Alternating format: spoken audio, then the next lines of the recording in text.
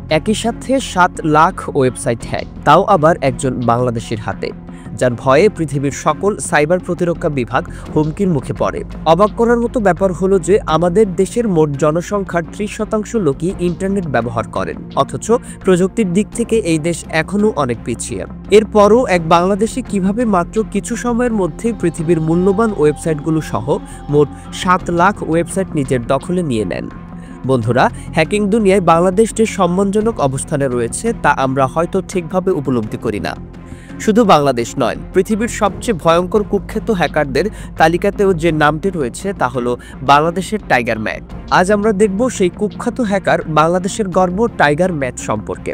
২০১১ সালের ১৯ অক্টোবর তারিখে একসাথে প্রায় ৭ লাখ ওয়েবসাইট হ্যাক হয়ে যায়, যেগুলোর মধ্যে 20FM ব্লাস্ট ম্যাগাজিনের মতো বড় বড় ওয়েবসাইটও ছিল।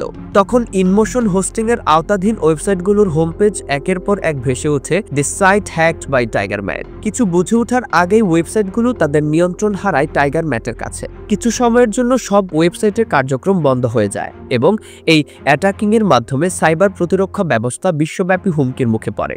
এমন ঘটনা বিশ্ব ইতিহাসে আর কখনো হয়নি। একমাত্র বাংলাদেশে এই হ্যাকারই প্রথমবারের মতো এমন বিশাল আক্রমণে অংশগ্রহণ করেন। টাইগার ম্যাটের দক্ষতা এতটা ছিল যে তার অবস্থান চিহ্নিত করা সম্ভব হয়নি। এরপর প্রায় ২ বছর তার কোনো খোঁজ পাওয়া যায়নি, কিন্তু ২ বছর পর তিনি আবারও নতুন হ্যাকিং কার্যক্রম শুরু করেন। এবার তিনি তার টার্গেট হিসেবে বেছে নেন মালডোভা দেশকে। একসাথে তিনি আক্রমণ করেন Google, Yahoo, Microsoft, YouTube, BBC সহ মালডোভা দেশের গুরুত্বপূর্ণ সরকারি ওয়েবসাইটগুলো। এই সাইবার আক্রমণের মাধ্যমে টাইগার ম্যাট শুধু তার ক্ষমতা এবং দক্ষতা প্রদর্শন করতে চেয়েছিলেন, তার কোনো অন্য উদ্দেশ্য ছিল না।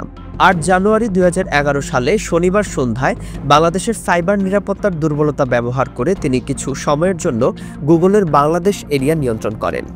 এছাড়া মালয়েশিয়ার কিছু গুরুত্বপূর্ণ ওয়েবসাইট এবং বাংলাদেশ বনাম ভারতের ওয়ার্ল্ড কাপ কাতার ফাইনাল ম্যাচের সময় ভারতের প্রতিরক্ষা বিভাগের ওয়েবসাইটও কিছু সময়ের জন্য তার নিয়ন্ত্রণে চলে আসে। এসব আক্রমণকে তিনি এক প্রকার ফ্যাশন হিসেবে দেখতেন, এর পেছনে অন্য কোনো উদ্দেশ্য ছিল না।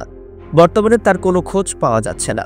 হয়তো তিনি নতুন কোনো সাইবার আক্রমণের পরিকল্পনা নিয়ে আবারও হাজির হবেন। ভিডিওটি কেমন লাগলো কমেন্ট বক্সে আপনার মতামত জানাবেন।